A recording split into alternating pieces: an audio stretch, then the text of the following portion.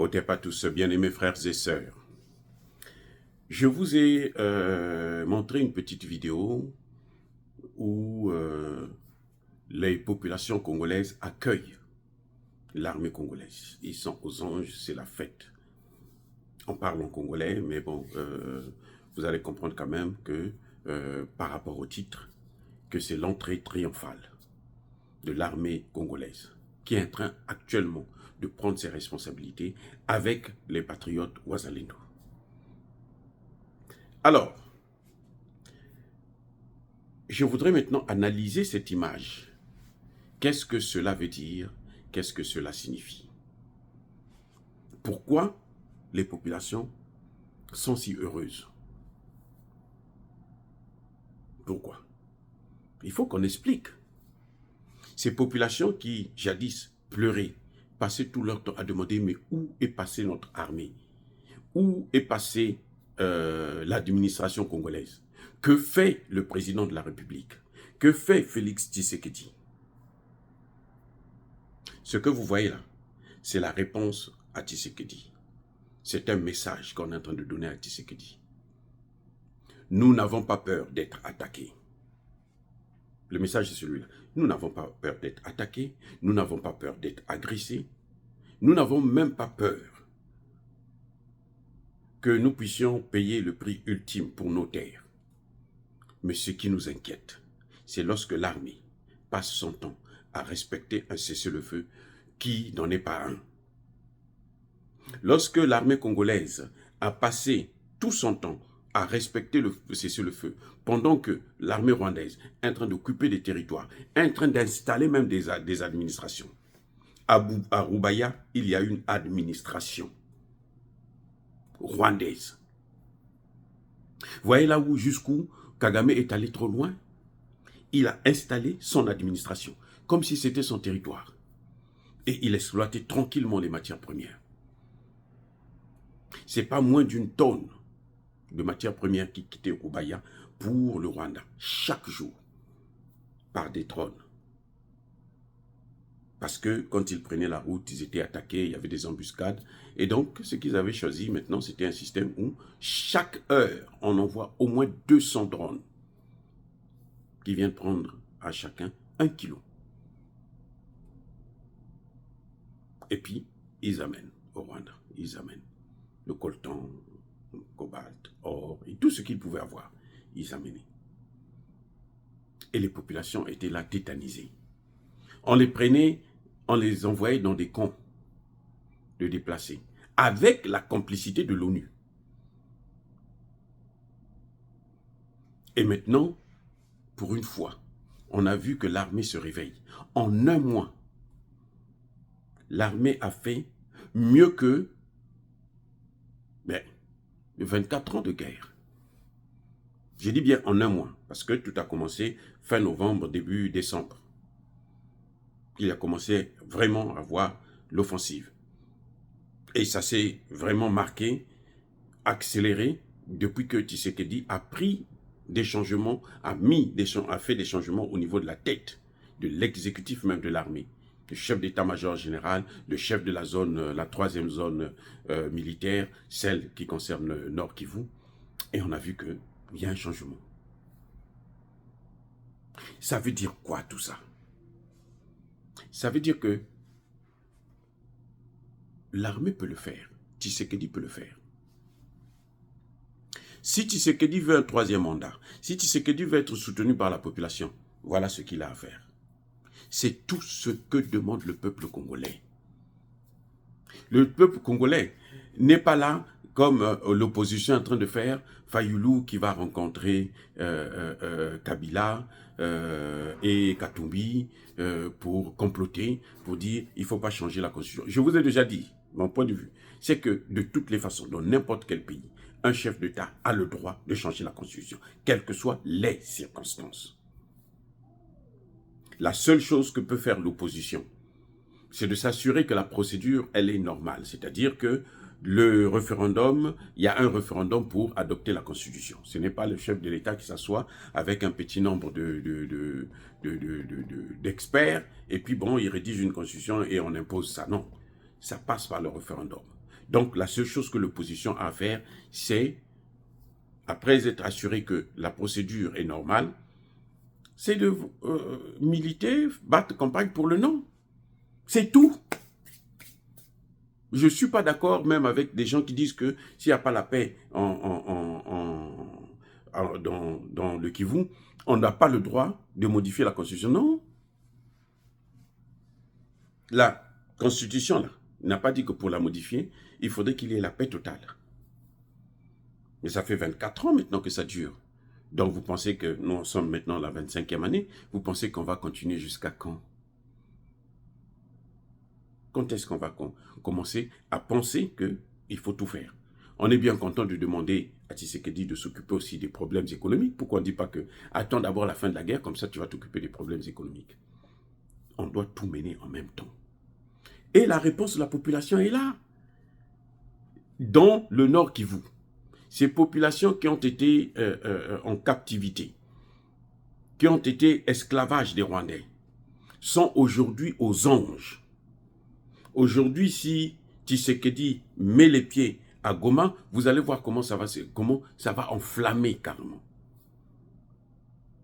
Parce que les gens sont contents. On ne demande pas plus que ça. Nous, on ne demande pas que Tshisekedi aille chez les Occidentaux, aller commander de l'argent. Non, donnez-nous l'argent, donnez-nous maintenant. Le Congo a les matières premières. C'est avec ça qu'on achète des armes. Le Mali est en train de le faire. Le Burkina Faso le fait, le Niger est en train de le faire. Encore ceux-là, ils ont le CFA, mais ils arrivent à tout contourner le CFA et acheter des armes.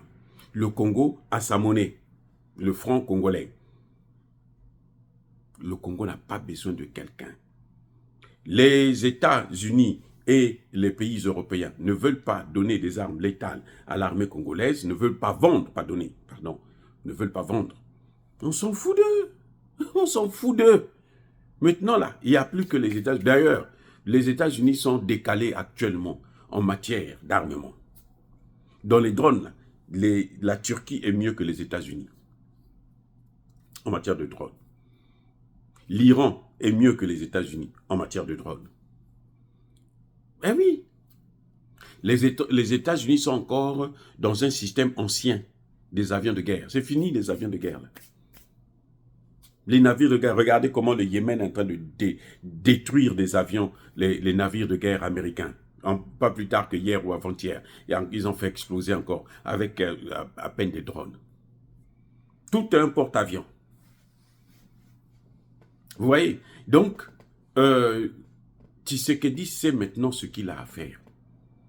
L'armée congolaise aujourd'hui, mais vous voyez comment les gens sont motivés? Les militaires sont motivés. Par quoi? Par le fait que Tshisekedi ait dit il n'y a plus de négociations avec Paul Kagame. C'est ça, quand il est allé là, le dernier voyage qu'il a fait à Luanda, là, quand il est revenu, plus question. Kagame, on s'en fout maintenant, faites-moi cette guerre. Donnez-leur les armes. On ne recule plus, on va de l'avance. Et ils ont la bénédiction du peuple. Quand il y a la bénédiction du peuple, on réussit. L'opposition ils peuvent aller maintenant continuer à aller Nairobi, Rwanda, Kenya, Ouganda, Namibie. Ils n'ont qu'à aller où ils veulent. Ça, ce n'est plus le problème du Congo. Ce n'est pas le problème de Tshisekedi. Le problème de Tshisekedi, c'est continuer à former les hommes, continuer à s'armer, à s'équiper en armement. Parce que je veux vous dire, la vraie guerre contre le Congo n'a pas encore commencé. La vraie guerre contre le Congo n'a pas encore commencé. Il ne faut même pas compter sur Donald Trump pour que Donald Trump puisse vous faire des cadeaux. Non. Vous entendez déjà ce que dit Donald Trump? Il veut prendre le Groenland. Le Groenland, là, ce n'est pas un territoire américain. Ce n'est pas un territoire danois. C'est un État souverain. Mais les Américains ont déjà une base militaire là-bas. Vous voyez, le Danemark occupe une partie de la souveraineté, notamment en ce qui concerne la politique monétaire, la justice, la sécurité, la défense, un certain nombre de choses. Donc, ne comptez pas sur Donald Trump, parce qu'il est bandit comme les autres. Oui, quand tout président américain, il vient, c'est comme ça. Donald Trump a compris qu'il ne peut pas s'attaquer à la Chine. Surtout pas maintenant. S'il s'attaque à la Chine, Taïwan, ce sera une guerre de 10 minutes. Je reprends. Si Donald Trump ose chercher à faire la guerre contre la Chine, surtout là à Taïwan, ce sera une guerre de 10 minutes. La Chine est tellement avancée, plus avancée que les États-Unis, qui ne peuvent rien faire. Maintenant, ils veulent s'attaquer au pauvre territoire de Groenland parce que ils ont pris l'avantage. Les États-Unis disent que leur sécurité en dépend. Mais vous avez déjà vu un pays dont la sécurité dépend des autres pays, de l'occupation des autres pays, de l'installation des bases dans d'autres pays? Vous avez déjà vu ça? C'est-à-dire que c'est ridicule. C'est tellement dégoûtant de voir des leaders, des gens qui ont fait des études, qui occupent des postes importants. Et la seule chose qu'ils savent faire, c'est prendre ce qui ne leur appartient pas. Le problème du Groenland, ce sont ces matières premières. C'est tout ce que les États-Unis sont en train de faire. Notamment les hydrocarbures. Mais il y a tout. Il y a le nickel, le fer et autres. Donc le Congo ne peut pas compter. Quand j'entends des Congolais, parce qu'ils vivent aux États-Unis, ils se disent que quand Donald Trump va venir, ça va changer. Vous savez, son ministre des Affaires étrangères, là, le secrétaire d'État, là, Marco Rubio, c'est un raciste, mais d'une manière incroyable. Et d'ailleurs, il ne connaît même pas la politique étrangère. C'est un minable, ce Marco Rubio. Et c'est quelqu'un qui n'a pas de politique, d'idéologie. Il change tout le temps. Et c'est quelqu'un qui risque de nous amener aussi dans une autre guerre. Vous voyez? Donc, je pense que Tshisekedi a compris la faille. Tshisekedi a compris qu'est-ce que les Congolais veulent. Les Congolais veulent que Tshisekedi achète, continue à former des soldats et continue à les équiper. C'est tout ce qu'on demande à Tshisekedi. On ne lui demande pas de venir donner... Non, qu'il vienne déverser des cadeaux, non. Ce qu'on demande à Tshisekedi, nous voulons la paix. Et fermer la frontière. Regardez là, le Rwanda ferme la frontière. Le Congo continue à laisser la frontière ouverte de son côté. Non, il faut fermer aussi. Ils ont fermé. C'est d'ailleurs le Congo, nous on s'est plaint déjà de ça depuis longtemps, on demandait aux Congolais de fermer la frontière. Ça fait quoi? Donc si le Rwanda n'est pas là, le Congo ne peut pas vivre. Ça dit que c'est là où j'ai une, comment dirais-je, j'ai une contradiction avec le président Tshisekedi. Il y a de ces choses, il est trop lent. C'est-à-dire que c'est une bombe à retardement. C'est à la dernière minute qu'il pense que, bon, le Rwanda fait le chantage, ferme sa frontière, les Congolais sont là, les autorités congolaises, je veux dire, ils sont là, bon, non. Le Niger l'a fait avec le Bénin, vous voyez pas que le Bénin est rentré dans l'ordre? Maintenant, le Bénin est obligé d'aller chercher les terreaux français pour venir faire le massacre, et voilà ce que ça donne. Ce sont des Béninois qu'on est en train de massacrer parce qu'ils ne peuvent pas rentrer au Niger. Quand ils rentrent au Niger, là, ils sont neutralisés. Bref, en tout cas, je voudrais quand même vous faire comprendre que cette vidéo, c'était pour vous montrer que les Congolais veulent que leur armée puisse faire son boulot, comme ils sont en train de le faire actuellement. Et ils ne veulent plus que Tshisekedi puisse continuer à aller tout le temps quémander, flatter chez des gens. Non, aidez-nous, venez, parler, condamner le Rwanda. On s'en fout même si on condamne le Rwanda. Ça va faire quoi? Une condamnation, ce sont des paroles en l'air, ça ne signifie absolument rien. Non, il faut prendre des sanctions contre... Non. Ce n'est que comme ça que vous allez vous faire respecter. Les Congolais sont contents parce que Tshisekedi a su dire non à Anthony Blinken. Même si, bon, il y a un bémol, puisque, bon, il ne veut plus que les Sukhoi puissent faire leur travail, mais quand même, en tout cas, il a dit non, il n'a pas accepté un cessez-le-feu. Les gens n'en veulent plus. Et que Tshisekedi sache que s'il revient encore avec ces histoires de cessez-le-feu là, la déstabilisation va arriver à Kinshasa. Parce que l'opposition n'attend que ça. Des occasions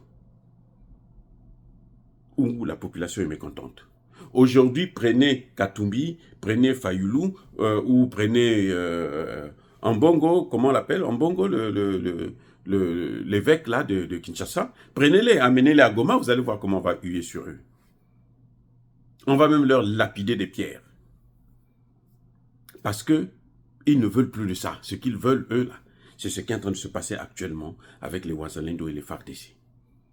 Encore une fois de plus, bien-aimés frères et sœurs, soyez bénis, abondamment bénis par le Dieu des Kémites et par nos ancêtres angélisés, mais que tous ceux qui persécutent le continent africain, le pillent et le déstabilisent, qu'ils soient noirs, blancs, chinois, arabes, juifs, indiens ou qui qu'ils soient punis, maudits, foudroyés, neutralisés, écrasés, effacés par le Dieu des Kémites et par nos ancêtres angélisés. Vive l'Afrique éternelle, je dis et j'assume.